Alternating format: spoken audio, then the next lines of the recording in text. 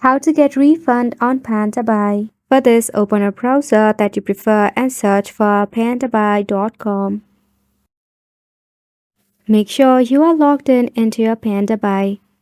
Then just tap on your username icon right here, then tap on Order. In here, you will find all of your ordered items.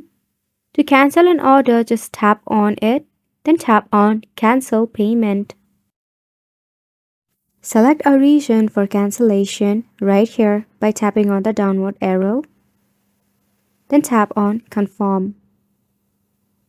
Now once you have cancelled an item, it automatically refunds you back in your PandaBuy credit or your bank account. However, if you have not received a refund, open up a new tab in your browser and search for PandaBuy Support. Tap on the option of Contact Us and select the option of Contact. Here you can chat with a live agent or just chat with a bot.